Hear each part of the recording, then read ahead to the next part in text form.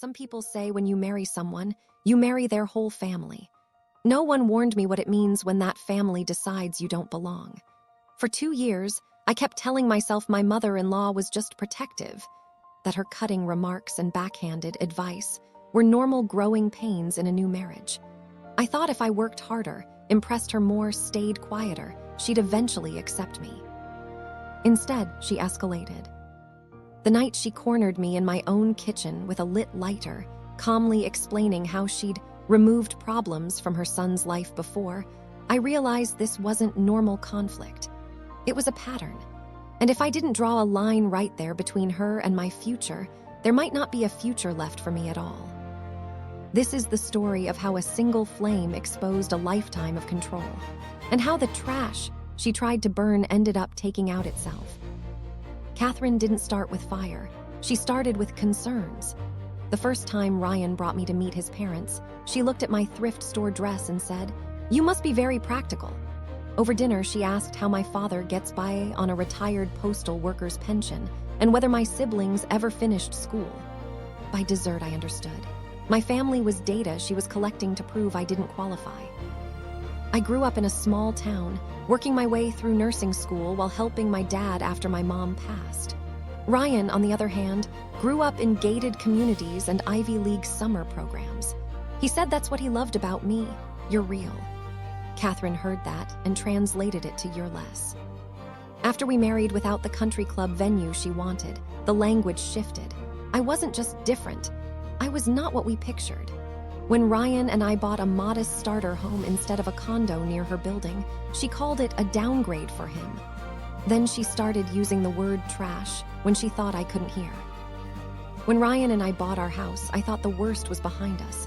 We used his trust fund for the down payment, and yes, Catherine had been furious we didn't ask for her guidance. But the moment we signed the papers, I felt something I hadn't in a long time, safe. It was small, but it was ours. I painted the kitchen yellow like my childhood home, hung my mom's cross stitch above the sink, lined the shelves with mismatched mugs from thrift stores. Catherine came over 3 weeks later with a measuring tape and a clipboard. "This kitchen is inefficient," she declared, emptying my cupboards without asking. "You've organized everything wrong. Ryan grew up with a chef. He's used to a proper workspace." I laughed weakly and tried to redirect, but she spent the whole visit rearranging my life. Pans here, spices there, family photos into a box labeled clutter. At the end, she patted my arm. "Don't worry," she said. "You'll learn this isn't really your house, it's Ryan's. I just want him comfortable." That was the first time she said it out loud. In her mind, I was a guest in a home she funded. The night everything boiled over started deceptively normal. Catherine graciously offered to bring dinner to celebrate Ryan's big case win. She arrived with restaurant bags, a bottle of wine Ryan loved, and a look around the kitchen that said she still hated it. By dessert, Ryan was yawning, long week, late nights, so he went upstairs just for a minute. Catherine wandered while I washed dishes. When I came back, she was in the living room holding a worn leather photo album. "What's this doing out?" she asked, flipping pages with 2 fingers like it was dirty. "It's my mom," I said. "She died when I was 16. I keep it there so she still feels here." Catherine wrinkled her nose. "This belongs in a box, not on a coffee table. It makes the room look cluttered. And honestly, it doesn't fit the image Ryan needs to project." Something inside me snapped. "That album stays," I said. "This is my house too." She held my gaze for a long moment, then smiled in a way that made my skin crawl. "We'll see," she said, tucking the album under her arm as she walked toward the kitchen. I caught up to her in the kitchen, adrenaline making my hands shake. "Give it back," I said, reaching for the album. She pulled it out of reach with a practiced flick. "Melissa," she sighed like I was a child, "Ryan doesn't need to be dragged down by your sad backstory. He's a Montgomery. His home should reflect that." "It reflects both of us," I shot back. "You don't get to erase my mother because she didn't shop where you shop." That's when she pulled the lighter out of her pocket. It was small and silver, the kind you'd pass by 100 times at a gas station without thinking twice. She flicked it open, flame sharp and tall. "You're trash," she said again, more quietly this time. "You bring clutter, chaos, debt, drama. I cleaned all of that out of Ryan's life once. I can do it again."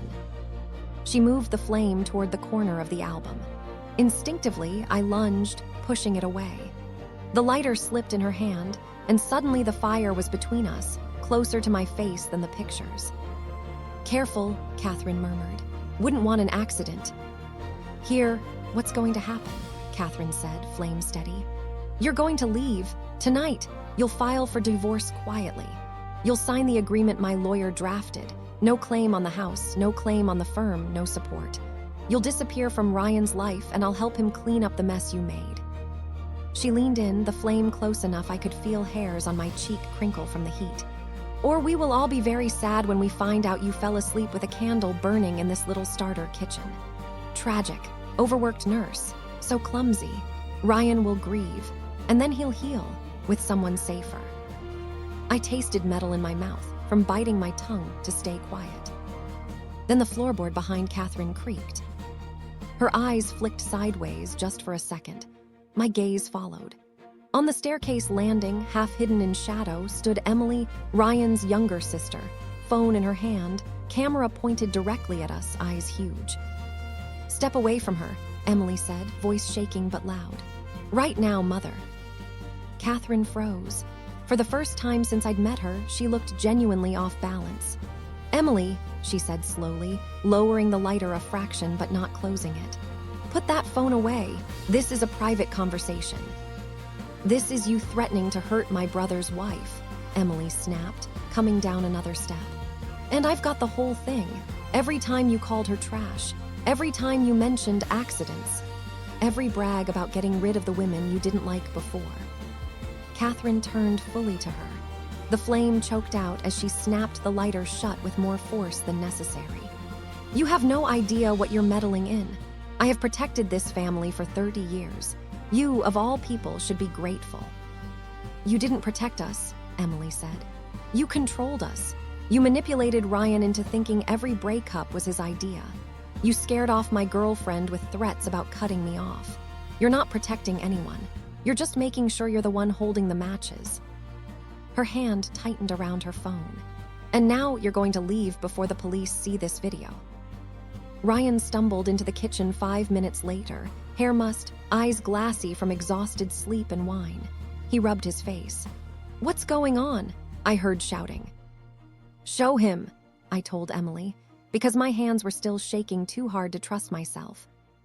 Emily hit play. The kitchen filled with the earlier version of Catherine's voice, calmly calling me trash, talking about sanitizing, describing staged accidents like she was planning a dinner party. On the screen, flame flickered inches from my face. Ryan watched the whole thing without interrupting. His shoulders dropped lower with each second. When the video ended, he didn't speak for a long moment. "Mom," he said finally, voice hoarse, "what did you do?"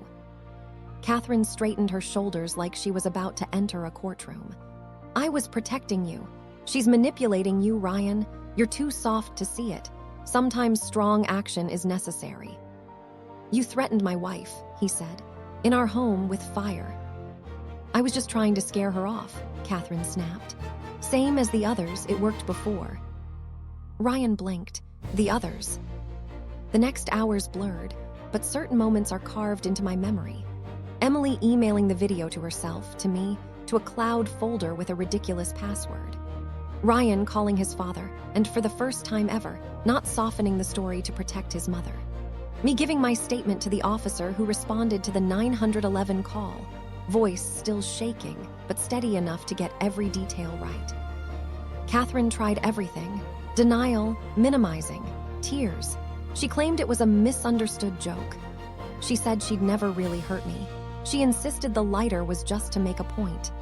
The officer replayed the part where she described how tragic it would be if I fell asleep with a candle burning and raised an eyebrow. The restraining order came first, then the charges. Eventually, after her lawyer saw the video, Catherine took a deal: probation, mandatory counseling, no contact orders, and removal from managing Ryan's trust. She lost her unofficial position as queen of the Montgomery family overnight. The woman who called me trash was suddenly the one no one wanted near their reputation. A year later, my kitchen still has the same yellow walls. My mom's album still sits on the coffee table. There are new photos now, me, Ryan, and Emily at a community art fair. My dad holding our rescue dog. My coworkers from the pediatric unit crammed into our tiny living room for game night.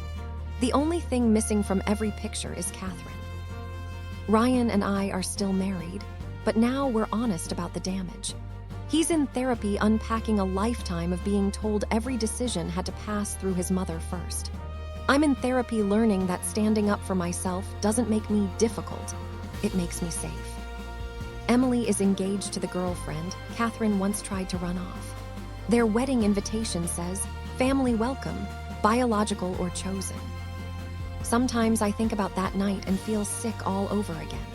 Other times I feel weirdly grateful. When someone shows you who they are with a lit flame in your face, you believe them. And once you believe them, you stop twisting yourself into knots trying to earn their approval. Catherine called me trash.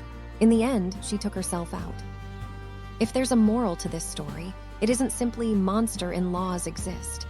It's that control dressed up as concern is still control. It's that some people would rather burn everything down than admit they don't get to run your life anymore. And it's that the moment you start believing their version of you, unworthy, ungrateful, trash, they win. I spent 2 years trying to be the kind of daughter-in-law Catherine could approve of.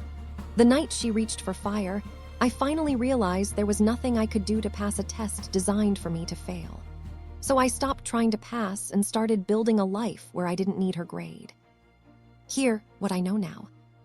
You are allowed to say no, even to family. You are allowed to document and report threats. You are allowed to choose peace over legacy. Sometimes protecting your home means setting a boundary so bright it looks like flame, and walking away from anyone who wants to cross it.